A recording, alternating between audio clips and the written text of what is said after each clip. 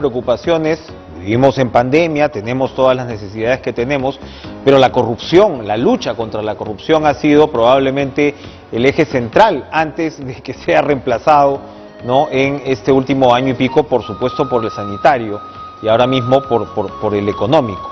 Y ambos candidatos, el candidato y la candidata, tienen digamos, algunos pasivos en sus campañas al respecto. Y evidentemente el país se merece afrontar una lucha contra la corrupción de manera seria, profesional y eficiente, que muchas veces tampoco es lo que vemos a pesar de todos los fuegos artificiales. Conversamos con José Ugaz, ex procurador anticorrupción. ¿Cómo está, José? Gracias por estar con nosotros. Buenas noches, Enrique. ¿Cómo le va? Muy bien. Lo primero, un comentario sobre lo que ha visto, antes de entrar hacia dónde deberíamos ir, sobre lo que ha visto en las propuestas de las campañas con respecto a la lucha anticorrupción. ¿Qué le ha parecido? Fernando Rospigliosi nos acaba de hacer un comentario ajustado al respecto, pero ¿qué le ha parecido lo que hemos visto hasta ahora? Me parece que hay una falta de comprensión de ambos candidatos de la relevancia que tiene el tema de la corrupción en el Perú, pese a que es tan evidente. Parece que en sus planes de gobierno y después en su propia preparación para desarrollar las propuestas que han planteado en sus planes, no tienen un manejo del tema, ¿no? Yo quiero solamente señalar que luego de los 4 primeros meses de emergencia sanitaria, es decir, cuando ya habían más de 800 muertos en el Perú como consecuencia de la COVID-19, Ipsos hizo una encuesta preguntando cuál era el principal problema del Perú, y más del 56% de los peruanos dijeron que era la corrupción, y la pandemia solo estaba en segundo lugar con 32 puntos. Es decir, los peruanos seguimos pensando que la corrupción es un gravísimo problema. Ahora, ¿por qué no votamos en consecuencia? Esa es una pregunta más compleja. ¿Por qué los peruanos, siendo conscientes de que es uno de los principales problemas del Perú, hemos llegado a segunda vuelta con 2 candidatos que tienen sombras sobre compromisos de ellos directamente o de personas muy vinculadas a ellas con la corrupción? Es un enigma y una contradicción. Pero si uno revisa el plan de gobierno de Fuerza Popular, por ejemplo, va a encontrar básicamente más de lo mismo, ¿no? Hay que reforzar la Contraloría, todos dicen lo mismo, control concurrente, que de alguna manera ya existe, pero no se explica cómo ni qué se le quiere asignar a la Contraloría, que es una institución que, si bien es cierto, importa para efectos de el monitoreo de las prácticas indebidas en el sector público, no es la actriz principal, digamos, en este escenario. Tal vez lo más relevante que ha dicho la candidata Fujimori a lo largo de estas últimas semanas, me parece que fue en un debate, habló de un alto comisionado contra la corrupción, pero no dijo de qué se trataba. Yo debo presumir, y ojalá así fuera, que su propuesta esté centrada en las experiencias, las 2 importantes experiencias que han habido en la región, en Centroamérica en particular, una en Guatemala y la otra en Honduras, con las llamadas comisiones contra la impunidad, que en realidad no eran tanto la presencia de un alto comisionado, que ya aquí se ensayó alguna vez con el SAR o la Sarina, sino más bien una comisión internacional en la que un grupo de expertos, ya sea investigadores, abogados, fiscales o exfiscales, vienen a coadyuvar en el avance de las investigaciones y propuestas preventivas en materia de corrupción. En Guatemala, la Comisión Internacional contra la Impunidad, la CICIG, jugó un papel fundamental, redujo los niveles de impunidad de manera muy drástica, a tal punto que fue expulsada del país cuando chocó con los intereses del presidente Jimmy Morales, cuyo hijo y hermano están todavía presos por corrupción. Y algo parecido ocurrió en Honduras, también un país con altísimos niveles de impunidad, y la OEA implementó ahí una misión que la presidió un peruano, Juan Jiménez Mayor, que en poco tiempo logró levantar importantísimos casos de corrupción en ese país. Y por supuesto, cuando uno choca con intereses de ese nivel, tiene problemas, y la misión, la Maxi, también los tuvo. Este alto comisionado, perdón, del que habló, discúlpame José, este alto comisionado del que habló Keiko Fujimori lo relacionó, efectivamente fue un tanto insuficiente la explicación, pero lo relacionó con la sociedad civil. Acá estaríamos hablando de la necesidad de que haya una presencia de todas maneras internacional, una veeduría internacional.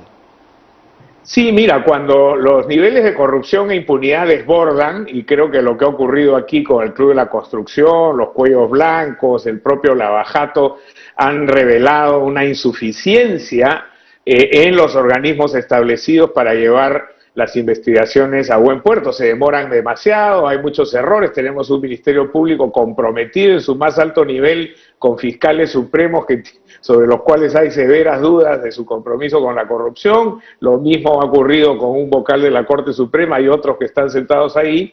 Entonces, hoy día existen herramientas internacionales. La Convención de Naciones Unidas contra la Corrupción establece mecanismos de cooperación, incluso mecanismos de investigación conjunta, que permite que vengan investigadores de otras partes a implementar equipos que trabajen para resolver procesos de alta complejidad en materia de corrupción.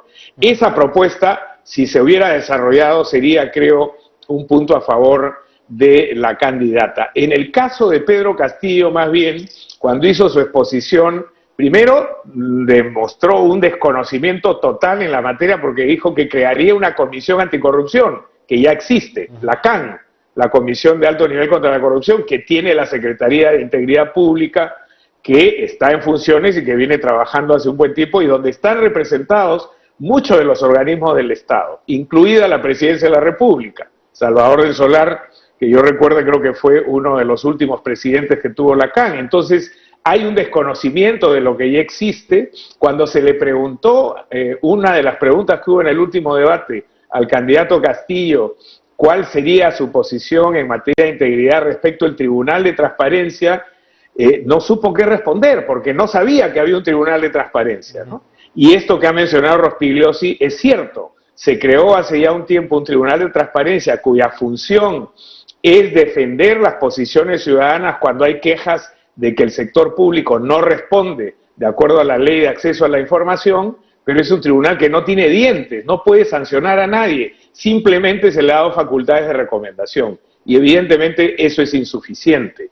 Se requieren, por tanto, propuestas mucho más agresivas, más aterrizadas, sobre todo sacando las lecciones que tampoco hemos procesado y que sería interesante pensar en algún mecanismo como el que estableció Valentín Paniagua después de la década oscura de Alberto Fujimori. Él creó el Sistema Nacional Anticorrupción que permitió hacer un diagnóstico de qué es lo que había ocurrido, perdón, la Iniciativa Nacional Anticorrupción, la INA, que fue un grupo plural que lo que hizo fue un diagnóstico para responder a la pregunta ¿qué nos pasó en la última década? ¿Por qué caímos en esos niveles de corrupción? ¿Y qué habría que hacer para salir con buen pie de una situación que nos resulta altamente gravosa en la sociedad peruana? Acabas de mencionar a Juan Jiménez en su experiencia en Centroamérica, y Jiménez precisamente ahora lo que propone es, entre otras cosas, una reforma del alto gobierno, de lo que se llama el alto gobierno, muy relacionado, digamos, con lo que debería ser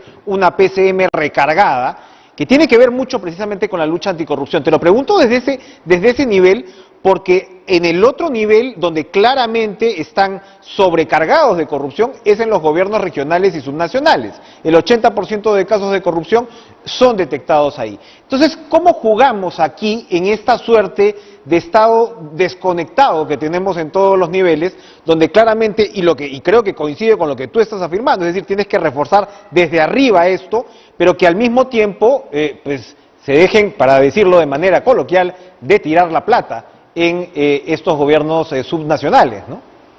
Bueno, ese es un punto álgido, Enrique. Efectivamente, Juan Jiménez ha presentado un libro muy importante donde habla del alto gobierno y hace propuestas bastante interesantes de cómo tratar de atajar la corrupción en esos niveles. La corrupción en el Perú hoy día claramente está calificada como gran corrupción. Se mueve en los altos niveles de la política, en los altos niveles de la función pública y del sector privado, por supuesto también, si no, no hubiera habido los esquemas que hemos tenido de corrupción en la inversión pública y en la gran inversión de infraestructura.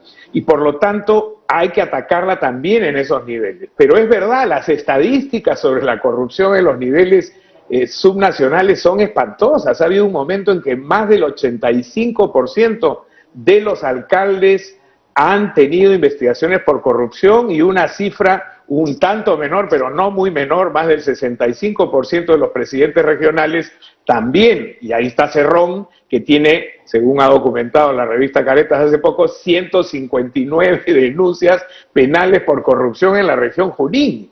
Y como él, muchos otros presidentes regionales que están en la misma situación, incluso algunos presos que han sido candidatos presos también en elecciones pasadas. Entonces, este no es un problema del Ejecutivo centralizado en Lima, que lo es también sin duda alguna, pero también este es un país que optó por la descentralización. Tenemos gobiernos regionales que manejan presupuesto, gobiernos municipales que manejan presupuesto. Ahora que se habla tanto del canon, ¿a dónde han ido todos los recursos que se lograron distribuir? Muchos han ido a los bolsillos de funcionarios corruptos. Lo que nos recuerdas, José, gracias por esta conversación, es que estamos hablando de una reingeniería institucional que abarca en realidad todos los niveles del Estado, y esto no se va a poder llevar a cabo de manera ligera, ¿no?